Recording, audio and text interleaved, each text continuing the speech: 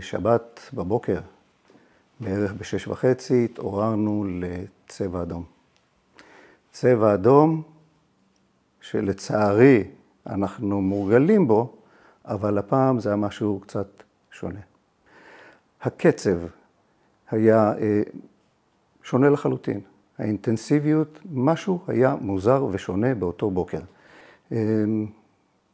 אבל הבנתי שהמשהו הזה חריג. אני מזהה שזה נשק, שזה ירי של קלצ'ניקוב, ואנחנו לאט לאט מתחילים להבין שיש מחבלים. במקביל אני מקבל בוואטסאפ של קבוצות החירום, של כוננים, של מד"א, קריאות לעזרה. חברים שלי שמספרים שהם נפצעו והם מחכים לעזרה. אני מקבל הודעות סותרות של מצד אחד להישאר בממ"ד ולא לצאת, ממד"א הכוונה, ומצד שני אני שומע על פצועים. אני עם הציוד שלי ממתין, ולקראת 11 בבוקר אני מקבל טלפון מחבר, מעודד, שאומר לי שעידו נפגע. אני לוקח את הציוד ויוצא מהבית, נועל את הבית אחריי.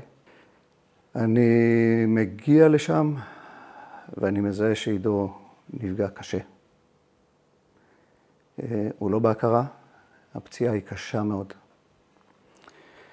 אני מבצע את הפעולות הראשוניות, אני כל הזמן נמצא עם ראש של חובש. לא רגשות. קר לחלוטין לעשות כל מה שאני יכול, איך שאני יכול, הכי טוב. ואני לבד.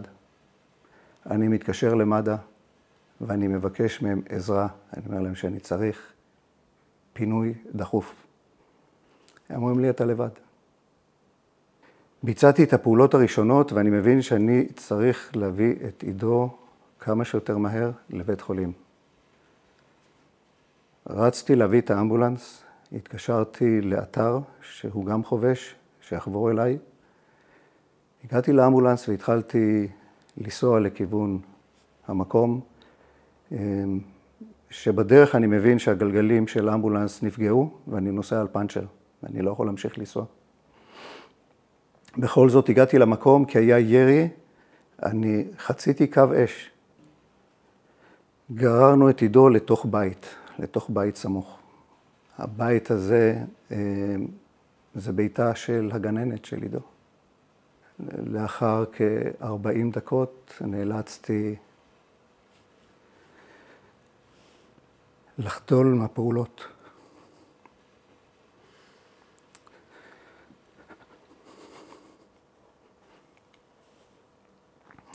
זה היה בסביבות 12 בצהריים בערך.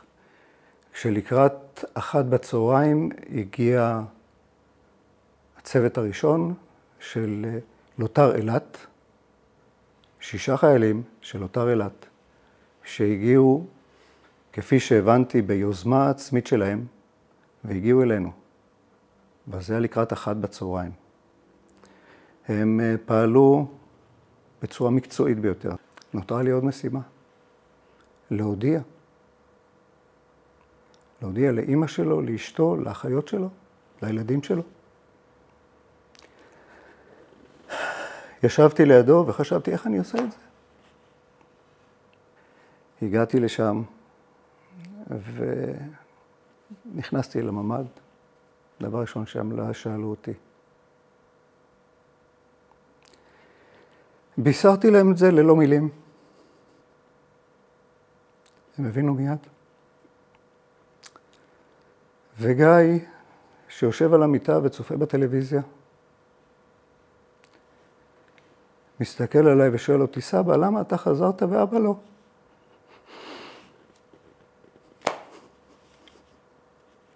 ואני לא יודע מה לענות לו.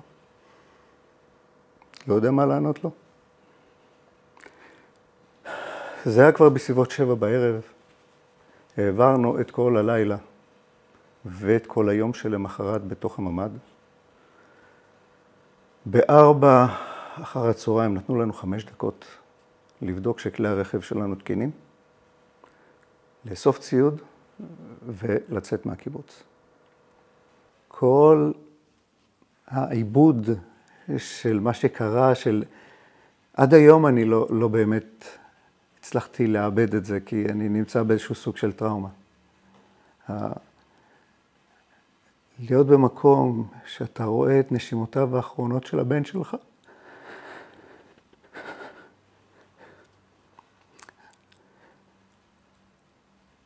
ואתה זה שצריך לקבוע שזהו.